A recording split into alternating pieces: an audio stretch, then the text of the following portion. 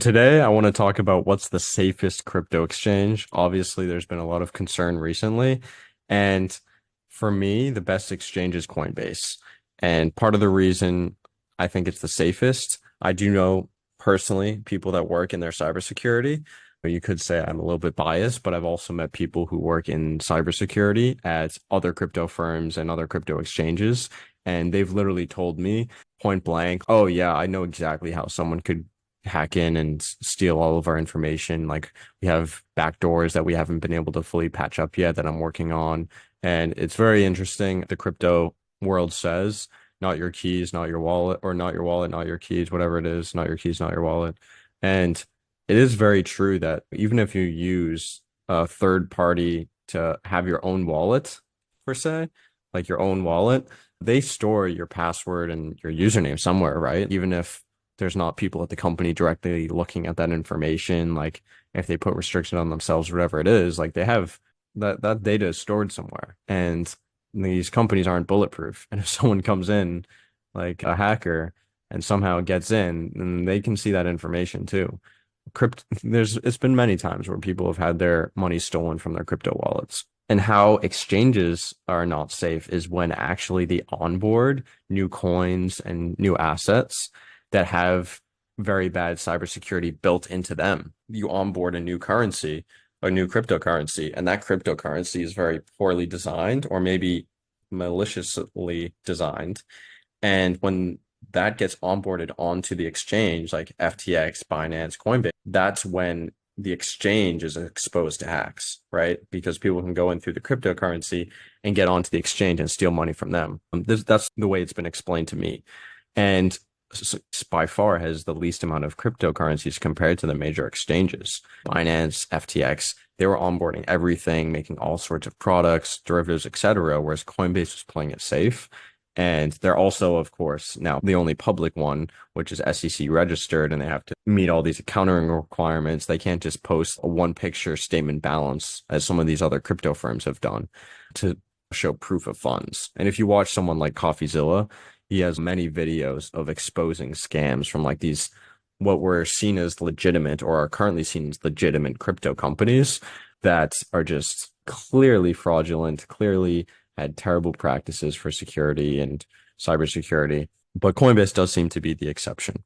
And for me, when Sam Bankman-Fried originally said that he went to Hong Kong and was saying like, oh, well, it's because America has all this regulation, which he doesn't like. And then Hong Kong started cracking down. And then he moved to the Bahamas and was like, oh, it's because they have regulation, which creates an easier operating environment because there's more transparency. I was just thought he was trying to be like edgy going to Hong Kong, and China came in and they do what they always do. And then he realized like he was making a mistake. And I always just thought he seemed like a tool. I couldn't really put my finger on it, but I thought he seemed more like virtuous and edgy than he actually is. I didn't think that he was like scamming people of billions of dollars, but yeah, I didn't trust him. Same with like just going out of his way to seem like a good guy. It just seems forced. And CZ also seems a little sketch, but on the border with that, he's also straightforward and unapologetic, which I think is actually a good sign. So CZ less questionable. And I actually, for those who are interested, I actually worked on FTX, like advising on that restructuring during my time in finance. So I was in meetings with the current CEO, John Ray, on a weekly basis. And it's very interesting seeing everything. And of course, like I said, I didn't predict anything with FTX, but I did always just think that it seemed sketch and his methods didn't add up. There's some truth in what he's saying that like the US, there is more regulation. And then Gary Gensler proved, if you don't know what's happening right now, instead of implementing regulation around cryptos, he's basically just fining companies and saying, hey, you're breaking our rules, so I'm going to fine you. And then the crypto companies are like, you never told us about these rules or that we're breaking them. You're creating laws by fining us and then hoping the rest of the industry learns the law from these fines. Like he just decided that all these crypto securities, the only ones that are currencies or not securities is like Ethereum and Bitcoin. But it's still not clear what is or is not a security. I believe XRP just had a large benefit in a ruling that they are not a security. And a lot of these regulators still aren't clear on whether these things are or are not. But I think a general sort of consensus is just a few, like two or three of the big ones are not securities, they're currencies. So you don't need to pay like capital gains tax on them or whatever it may be. Or not that, but more so is like you don't need to have them be regulated to the same degree as securities offerings. Whereas the head of SEC, Gary Gensler, is essentially saying like all of these crypto exchanges, crypto brokerage companies, they're offering unregulated securities, which is illegal, and then fighting them. But yeah, so it's a whole mess. So SBF did have some truth in that. America was over-regulated, but they're not fully transparent.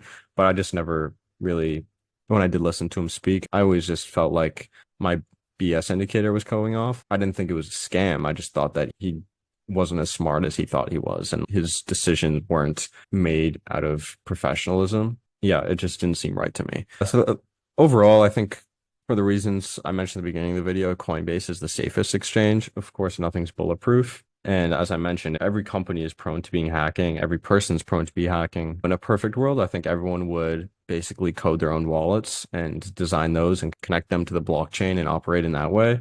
And maybe there would be platforms that just allow vendor payments to accept them and just non-custodial exchanges, and people just use that.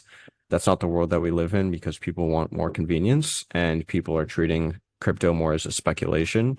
But overall, if you are going to use a third party, use a custodial exchange, Coinbase is pretty legitimate. And I recently started using their wallet too.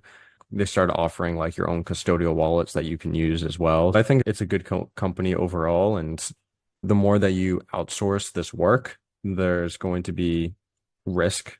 These companies are also subject to subpoenas. They operate in countries which have laws.